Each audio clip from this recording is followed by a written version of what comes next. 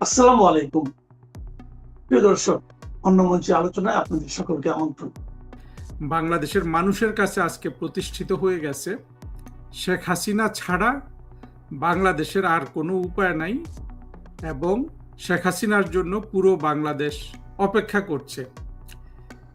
এবং শেখ হাসিনার আগমন বার্তায়, শেখ হাসিনার ঘোষণায় বাংলাদেশের মুক্তিযুদ্ধ বিরোধী শক্তির মধ্যে কি ধরনের প্রতিক্রিয়া শুরু হয়ে গেছে আপনারা কিন্তু দেখেছেন।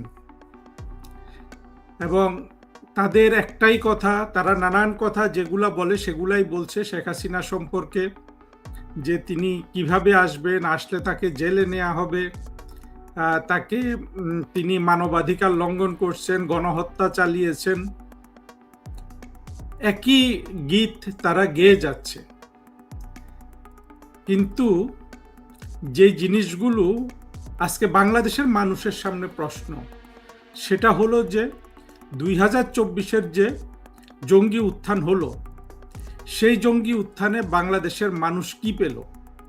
আমরা ধরে নিলাম বাংলাদেশের মানুষ, অবুঝ অবোধ মানুষের একটা শ্রেণী সেই জঙ্গি উত্থানে সামিল হয়েছিল। সেই উত্থানে মানুষ কি পেয়েছে?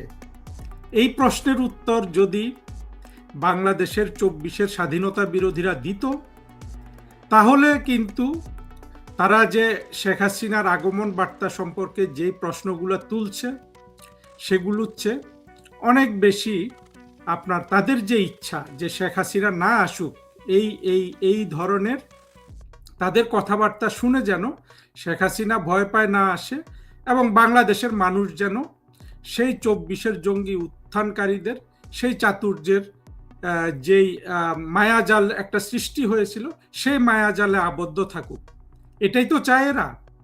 তাহলে এদের আসলে সবার আগে ওই প্রশ্নটার উত্তর দেওয়া উচিত যে বাংলাদেশের মানুষ 2024-এ যে জঙ্গি উত্থান করলো, সেই উত্থানে তারা কি পেয়েছে।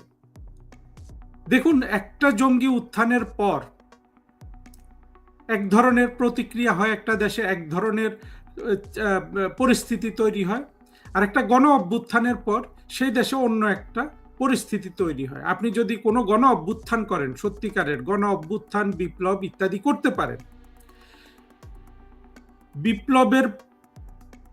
বিপ্লব বা গণ অভ্যুত্থান বিজয় হওয়ার পর থেকে সবার মধ্যে এক ধরনের বিশাল একটা আপনার আশা, ভরসা, অনুপ্রেরণা, চারিদিকে মানুষের উৎফুল্লতা ইত্যাদি আপনি দেখতে পাবেন। আর 24-এ জঙ্গি উত্থানের পর, হ্যাঁ, প্রথম 1-2 দিন হয়তো মানুষ কিছু ভাবতে পারে, যদিও সত্যিকারের সচেতন মানুষ যা যা আশঙ্কা করেছিল সেগুলাই হয়েছে। মানুষ একটা দিন কি শান্তিতে ছিল 24-এর জঙ্গি উত্থানের পর? একদিন কি মানুষ দেখেছে যে বাংলাদেশে আশা ভরসার অনেক কিছু দেখা গেছে? যেই ইউনূসকে বাংলাদেশের মানুষ দশকের পর দশক ভেবে এসেছিল যে আহা, এই ব্যক্তিটা বুঝি ক্ষমতায় আসলে আমাদের ভাগ্যের পরিবর্তন হবে, সেই ইউনূস যখন রাষ্ট্র ক্ষমতায় বসলো, এক সপ্তাহ যায় নাই, সে 666 কোটি টাকা নিজের মাপ নিয়ে নিল। শেখ হাসিনার সরকার থাকলে যেই শুল্ক, ট্যাক্স ফাঁকি দেওয়ার জন্য সে জেলে যেত, সেই ট্যাক্স ফাঁকিটা সে কিন্তু এক সপ্তাহের মধ্যে নিয়ে নিল। 2-3 সপ্তাহ যেতে না যেতে ইউনূসের অর্থলোভের সব বহিঃপ্রকাশ ঘটলো। সে ইউনিভার্সিটি করলো, সে আদম ব্যাপারীর লাইসেন্স নিল, সে বিকাশের মতো আপনার টাকা, এই বিকাশের মতো সংগঠনের সে মালিক হয়ে গেল। ইতিমধ্যে যে বিলিয়ন বিলিয়ন ডলারের মালিক বাংলাদেশ এবং বিদেশে, যে এর মধ্যে শুধু বাংলাদেশে 30,000 কোটি টাকার একটা অর্থনৈতিক সাম্রাজ্য গড়ে তুলেছে। তারপরে ইউনূসের বাহিনীগুলো আমরা যেই মানবাধিকার লঙ্ঘন করলো, সেটাও কিন্তু বাংলাদেশে আগে কখনো হয় নাই। কিন্তু যেই জিনিসটা মানুষ দেখেছে যে তাদের সাথে প্রতারণা করেছে, গণ অভ্যুত্থানের কথা বলে, মিথ্যা কথা বলে তাদের সন্তানদের চাকরি দিবে, চাকরিতে আর কোনো বৈষম্য থাকবে না, এইটা বলে তারা শেখ হাসিনার সরকারের পতন ঘটিয়েছে। এবং এর সাথে কিছু পাকিস্তানি সুশীল যুক্ত হয়েছিল, যারা নির্বাচন নাই এই কথা বলে যুক্ত হয়েছিল। তারপরে দেখেন, মানুষের কিন্তু একটা স্বপ্ন পূরণের দিকে ইউনূসও যায়নি, তারেক রহমানের সরকারও যায়নি। এই প্রেক্ষাপটগুলো যদি আজকে এটার জবাব যদি এই স্বাধীনতা বিরোধী যেই সব কথাবার্তা আমরা শুনতে পাচ্ছি বিভিন্ন টক শোতে, যে না শেখ হাসিনা এখন আসবে না, তাকে এটার সম্মুখীন হতে হবে, সেটার সম্মুখীন হতে হবে।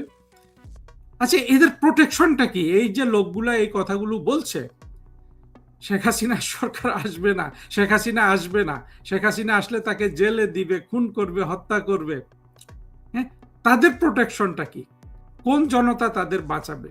তাদের অর্থনৈতিক প্রোটেকশন কি? বাংলাদেশের অর্থনীতি তো ধ্বংস হয়ে গেছে, পুরোপুরি ধ্বংস। তারেক রহমান আসলে বাংলাদেশে শেখ হাসিনাও আসতে হবে না। বাংলাদেশের অর্থনৈতিক অবস্থা যেইভাবে দিনকে দিন ক্ষতিগ্রস্ত হচ্ছে, তারেক রহমান তো এমনিতে পালিয়ে যাবে, বিএনপি সরকার পালিয়ে যাবে। মানুষের যে ক্ষুধা দারিদ্র শুরু হয়ে গেছে, দেখেন চট্টগ্রামে যে বন্যা হচ্ছে, আপনি দেখবেন না কোথাও কোনো ধরনের ত্রাণ তৎপরতা আছে, কোথাও কোনো ধরনের মানুষকে সহযোগিতা করার এবং এই ধরনের দৈব দুর্বিপাক মোকাবেলা করার কোনো ধরনের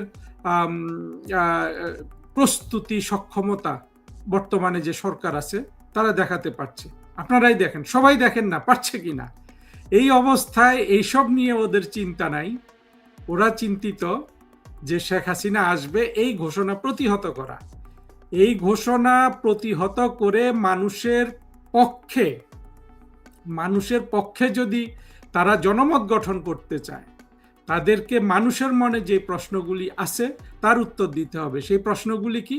প্রথম প্রশ্ন হলো যে, আমাদেরকে তো চাকরির কথা বলে নিয়ে গেলা তোমরা মাঠে, চাকরির কি হলো? কতগুলা বিসিএস পরীক্ষা হলো? বাংলাদেশে কতগুলো সরকারি চাকরিতে নিয়োগ হলো? এই নিয়োগগুলো কারা পেল? বাংলাদেশে সরকারি চাকরিতে নিয়োগ থেকে শুরু করে কোনো কিছু 2024-এর আগস্টের জঙ্গি উত্থানের আগে, হ্যাঁ, রাজনীতিকীকরণ ছিল, বিভিন্ন প্রভাব ছিল, এবং আওয়ামী লীগ সরকার তো তখনও চাকরি গণহারে এই জামাত শিবিরকে দিয়ে গেছে। কারণ হলো জামাত শিবির বিসিএস পরীক্ষা, সরকারি চাকরির জন্য ভালো প্রস্তুতি গ্রহণ করে। আমি দুর্নীতি ফুর্নীতি এসবের কথা বলছি না। তারপরে আপনার তখনও কিন্তু এই জামাত শিবিরের জ্বালায়, তাদের কোচিং সেন্টারের জ্বালায়, তাদের চাতুর্যের জ্বালায় সাধারণ মানুষ কিন্তু খুব একটা চাকরি পেত না, পেত ওরাই। আর 2024-এর জঙ্গি উত্থানের পর আর ওই অতটুকুনো বাধা ওরা রাখে নাই যে বিসিএস পরীক্ষা দিবে কাউকে। গণহারে জঙ্গিদের ঢুকিয়েছে জামাত, বিএনপি। এখানে আমার ধারণা, আমরা সবাই জানি, আসলে ধারণা না, বিএনপি এখানে দ্বিতীয় স্থানে আছে। প্রথম স্থানে আছে শিবির, সম্পূর্ণ স্বাধীনতা বিরোধী এবং 1971 সালে পরাজিত শক্তি। সব চাকরি পেল।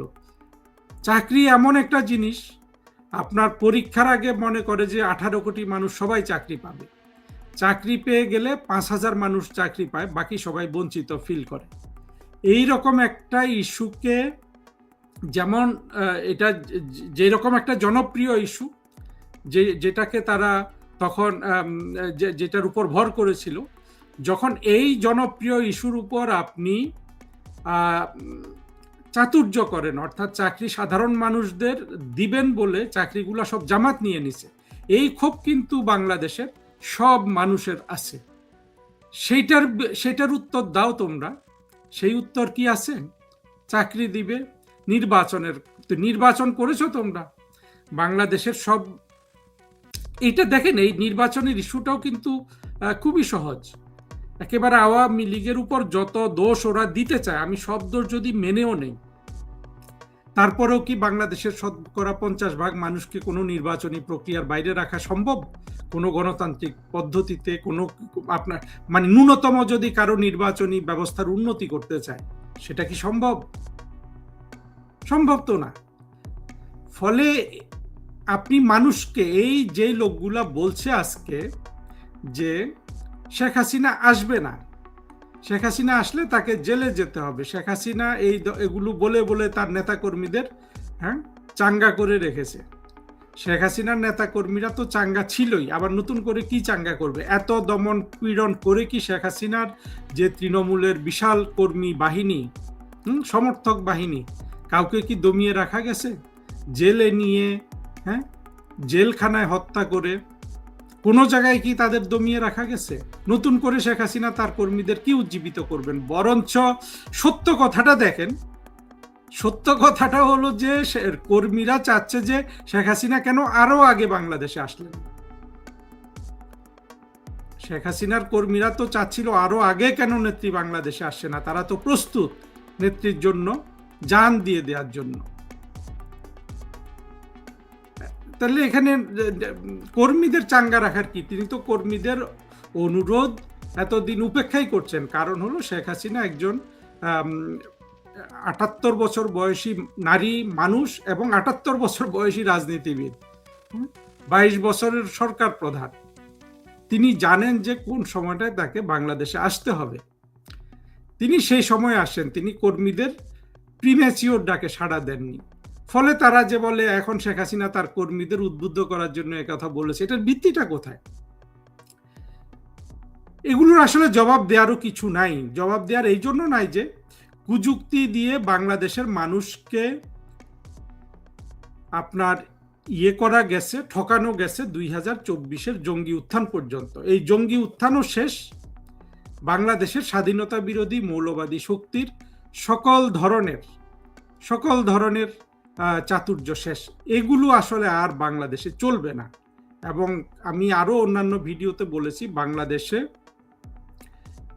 যা কিছু হয়ে গেছে, বাংলাদেশের মুক্তিযুদ্ধ বিরোধী, স্বাধীনতা বিরোধী, অগণতান্ত্রিক শক্তিগুলার চূড়ান্ত বিজয় হয়ে গেছে 2024-এর জঙ্গি উত্থানে। তারা যদি সেই জঙ্গি উত্থানটাকে কাজে লাগাতে পারত, অর্থাৎ মানুষের উপকারে লাগাতে পারত, এমনকি বাংলাদেশের যে অর্ধেক মানুষ মুক্তিযুদ্ধের চেতনা সম্পর্কে খুবই বীতশ্রদ্ধ এবং এটাকে অসম্মান করে, গালিগালাজ করে, এটাকে সন্দেহের চোখে দেখে, তাদেরও যদি অর্থনৈতিক উন্নয়নে এই 24-এর জঙ্গি উত্থান কোনো ধরনের ভূমিকা রাখত, তখন কিন্তু আওয়ামী লীগের ফেরা বা শেখ হাসিনার ফেরা, এই প্রশ্নগুলো আসতে পারত যে তিনি এসে আসতে পারবেন কিনা বা সফল হবেন কিনা। তারা তো কোনোটাই করতে পারে না। আর না পারারও কারণ কিন্তু দেখেন, না পারারও কারণ কিন্তু একটাই, যে জঙ্গিদের যে বুদ্ধির যে সীমা, তাদের চিন্তার যে সীমা, তাদের বিকাশের যে সীমা, সেটা আসলে একটা উত্থান করা পর্যন্ত। পরবর্তীতে তারা কিন্তু আর রাষ্ট্রটাকে সঠিক পথে রাখতে পারে না। এইটার আপনার একেবারে জ্বলন্ত উদাহরণ আছে। আসলে এইখানে আমাদের সীমাবদ্ধতা হলো কি, জঙ্গিদের উত্থান, তাদের সাফল্য নিয়ে কথা বলতে গেলে তো বেশি উদাহরণ আমরা দিতে পারি না, কারণ পৃথিবীতে বাংলাদেশের মতো এমন অবোধ জনগোষ্ঠী তো নাই।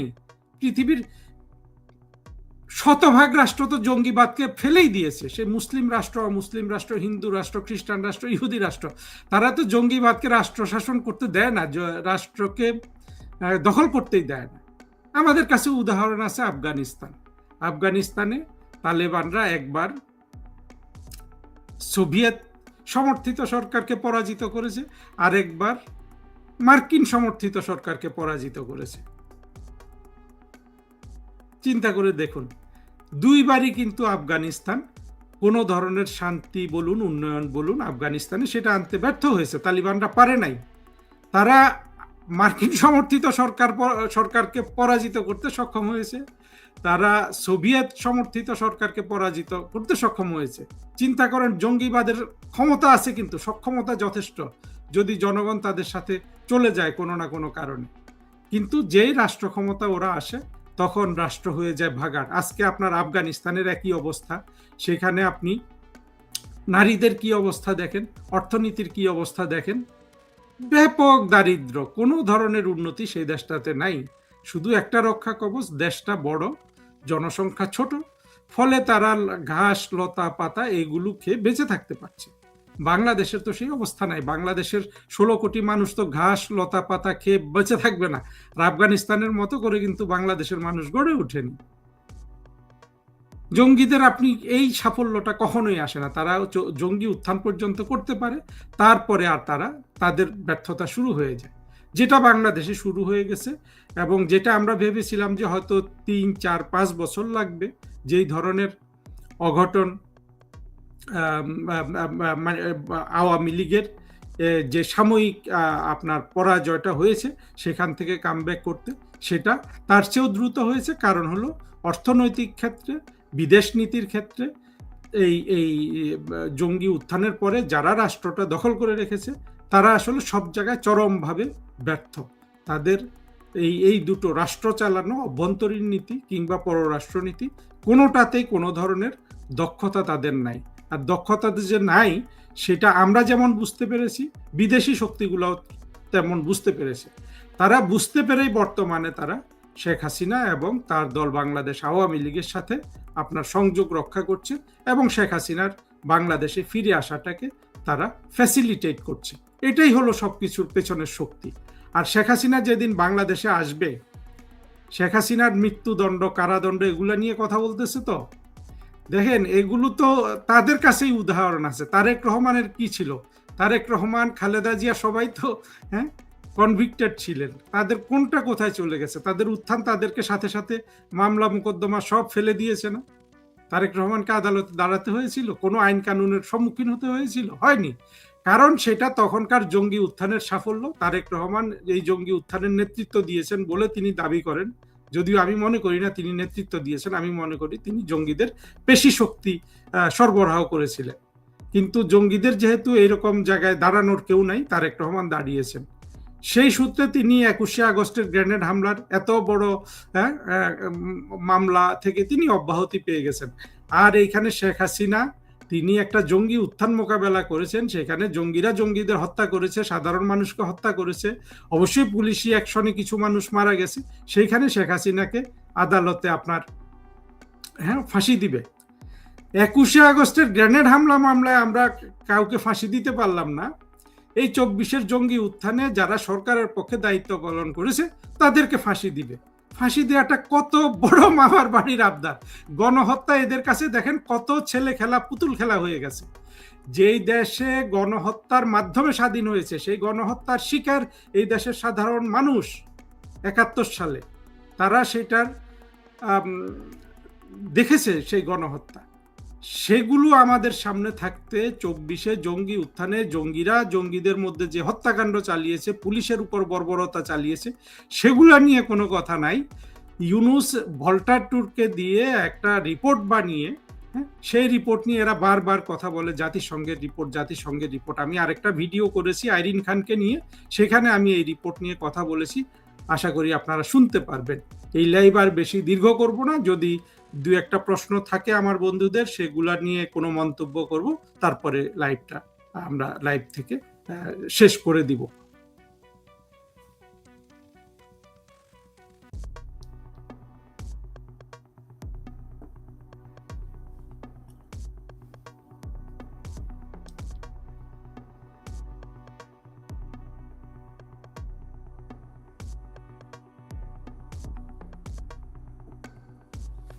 আচ্ছা, এইখানে সাধারণ মানুষের জন্য কি কর্তব্য একজন বলেছেন, তার নামটা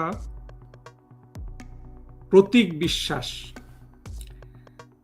সাধারণ মানুষের কর্তব্য হলো সাধারণ মানুষ তার যেন ভালোটা বোঝে।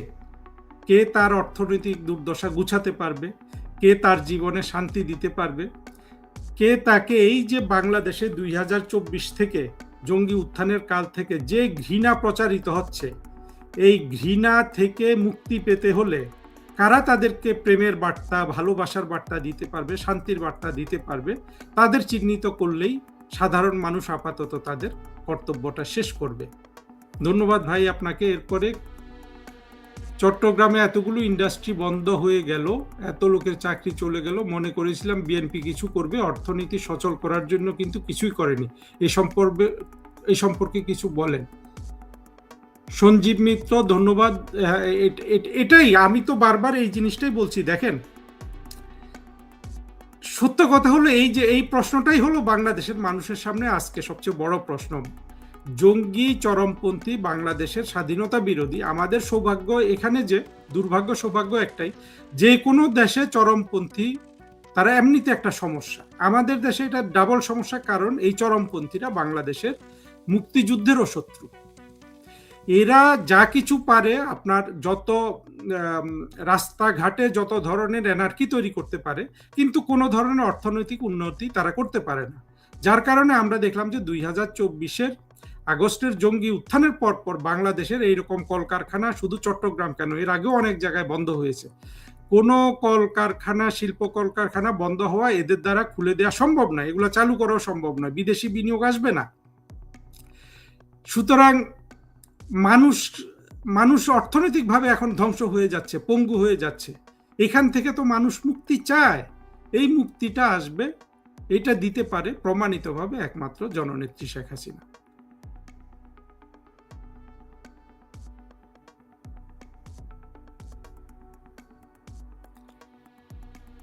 আচ্ছা, ইনফিনিটি এন্টিটি লিখেছেন, পাকিস্তানে বসবাসকারী নাস্তিক বুদ্ধিজীবীরা কিছু ক্ষেত্রে পাকিস্তানকে ঘৃণা করলেও বাংলাদেশে কিছু সেকুলার ও নাস্তিক পাকিস্তানপন্থী কেন?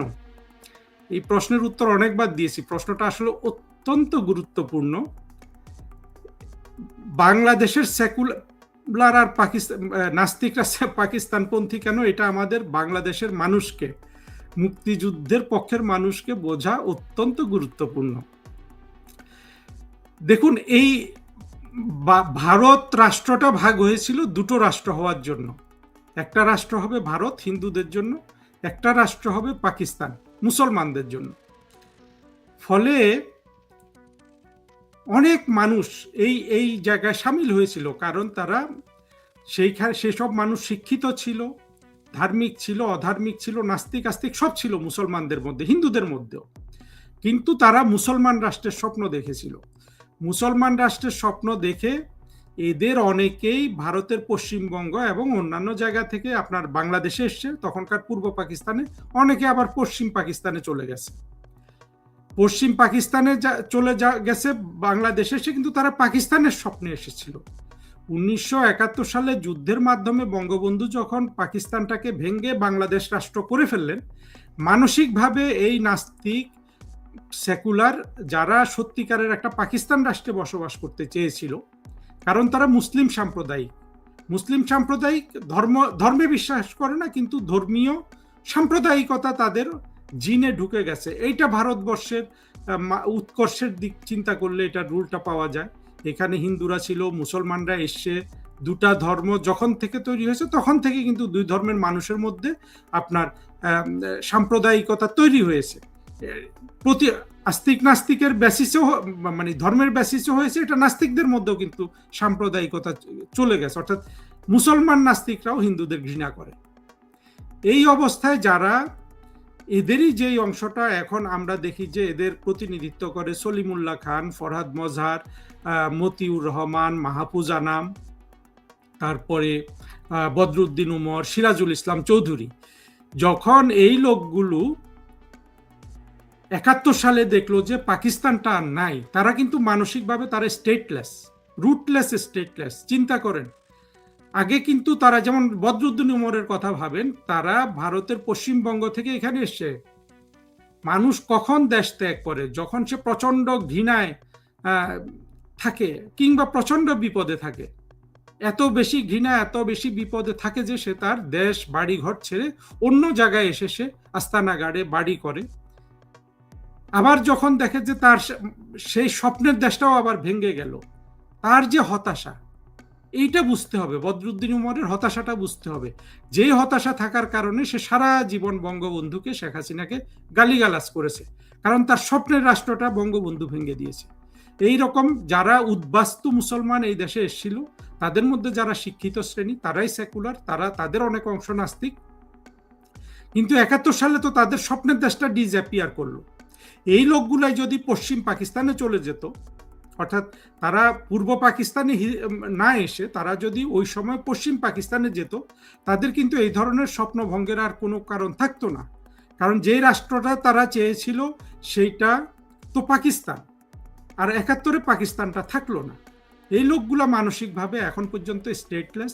ফলে দেখবেন এদের সেই স্বপ্নের একটা রাষ্ট্র ফিরে পাওয়া এদের জন্য যে পরিমাণ তীব্র আকাঙ্ক্ষা, সেইটা তাদের কাছে তাদের গর্দান হারানোর ভয় থেকে অনেক বড়। ফলে এই লোকগুলা, মতিউর রহমান, মাহফুজা নাম, এই লোকগুলা, যেই জঙ্গিরা সুযোগ পেলেই তাদের গর্দান কর্তন করে ফেলবে, তাদের সাথে কোয়ালিশন করে শেখ হাসিনা সরকারের বিরুদ্ধে গেছে। কারণ হলো তাদের গর্দানের চেয়েও তাদের আরো গভীরতর স্বপ্ন হলো তাদের পাকিস্তান ফিরে পাওয়া, অথবা পাকিস্তান আদলের একটা রাষ্ট্র, যেই রাষ্ট্রের ভিত্তি হবে ভারত ঘৃণা এবং হিন্দু ঘৃণা। এই জিনিসটা আসলে আমি বিভিন্ন জায়গায় আলোচনা করেছি। এই প্রশ্নটার উত্তর বুঝতে পারা আগামী দিনে আমাদের মুক্তিযুদ্ধের বাংলাদেশকে সঠিকভাবে নির্মাণ করার ক্ষেত্রে সবচেয়ে বড় বুদ্ধিভিত্তিক প্রশ্ন, এবং এই প্রশ্নের উত্তরটা আমাদের খুব ভালোভাবে বুঝতে হবে।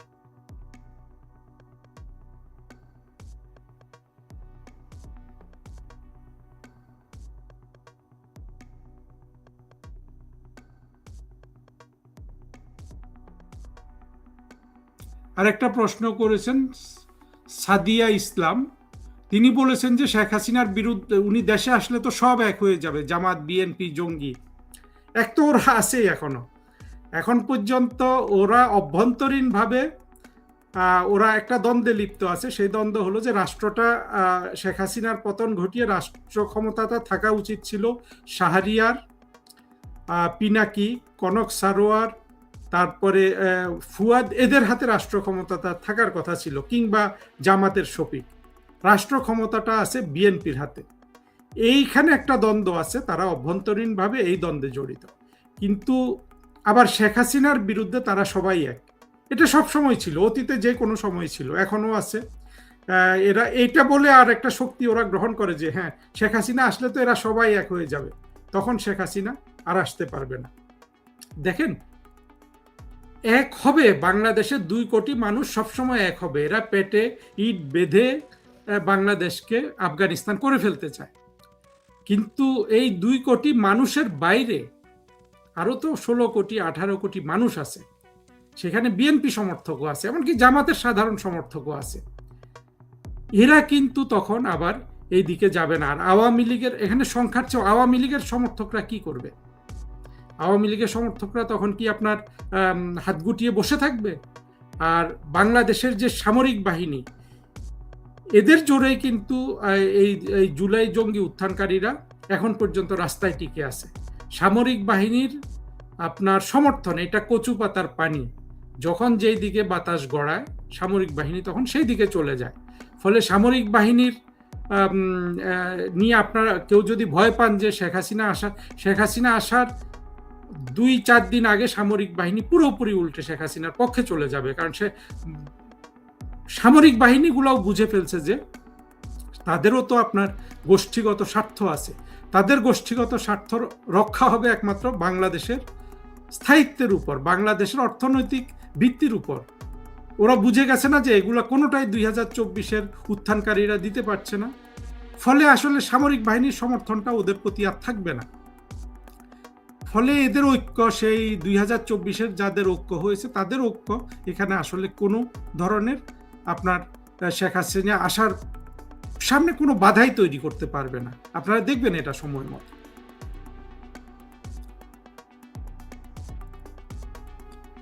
সাইফুল বাতেন টিটো, বাহ,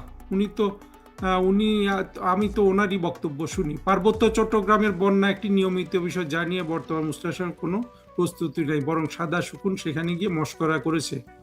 এই বিষয়ে আপনার মতামত কি? ভাই টিটো, আপনি তো এগুলো আমার চেয়ে অনেক ভালো বোঝেন। এগুলো তারা, এই সাদা শকুন যেটা করেছে, কালকে একজন ফেসবুকে লিখেছে যে অন্তত এরশাদ এর চেয়ে অনেক ভালো করেছিলেন। আর এই সাদা শকুনকে দেখে আমরা তো কি বলবো, মতামত কি দিব?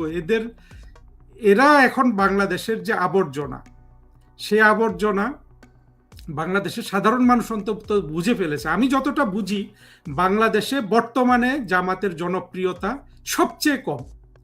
যেই জনপ্রিয়তাটা উঠেছিল এই ইয়ের সময়, কি বলে, 24-এর জঙ্গি উত্থানের আগে এবং শেখ হাসিনার শাসনকালে ওয়াজকারীদের ওয়াজের মাধ্যমে এবং বাংলাদেশের মুক্তিযুদ্ধের পক্ষের শক্তির অসাবধানতা বশত জামাতের ছেলেদের ওয়াজের ক্ষেত্রে ছড়িয়ে দিয়ে এরা জনমত গঠন করেছিল, ফলে জামাতের একটা স্রোত এসেছিল, জনপ্রিয়তা এসেছিল। কিন্তু বাংলাদেশের মানুষ এখন বুঝে গেছে যে এই ফাঁকিটা কোথায়। আর আমাদের এই রত্ন সাইফুল বাতেন টিটো এরাই তো মানুষকে জামাত এবং মৌলবাদের বিরুদ্ধে সবচেয়ে সচেতন করছে। সেই জিনিসগুলো মানুষ কিন্তু বুঝতে পারছে। এখানে আসলে আধ্যাত্মিকতা এবং বেহেশতে যাওয়ার চেয়েও চাতুর্যের মাধ্যমে রাষ্ট্র ক্ষমতা দখল করা। সেই জন্য কাজী ইব্রাহিমের চারপাশে শুধু জিন থাকে। তারেক মনোয়ার, জামাতের যারা যারা আছে, এরা হিন্দি গান নকল করে ওয়াজ বাজায়, শুধু শুধু ঘৃণা ছড়ায়, ভারত ঘৃণা আর হিন্দু ঘৃণা ছড়ায়। ফলে মানুষ কিন্তু এখন সচেতন হয়ে গেছে। আর শকুনের যে ডিসপ্লে ছিল চট্টগ্রামে, সেটাও কিন্তু পুরোপুরি ব্যর্থ। আমি দেখলাম যে এটা মানুষ কোনোভাবে উৎফুল্ল হয় নাই। এসব জায়গায় মানুষ চায় সমাধান, সেটা তো তারেক রহমানের সরকার দিতে পারছে না। আমি মনে করি যেই ডিক্লাইন চলছে বাংলাদেশের অর্থনৈতিক সামাজিক, সেটাই এই দৈব দুর্বিপাক মোকাবেলার ক্ষেত্রেও চলছে এবং মানুষের কাছে সবকিছু এখন পরিষ্কার। ধন্যবাদ সাইফুল বাতেন টিটু আপনাকে এখানে এসে মন্তব্য করার জন্য।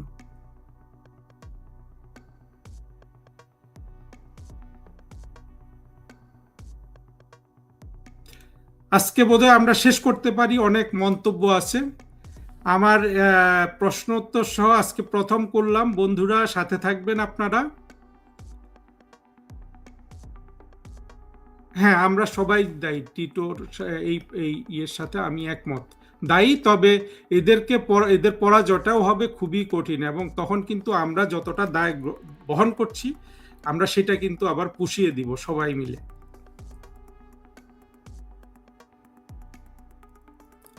বন্ধুরা ভালো থাকবেন। আমি এই লাইভটা নিয়মিত করব।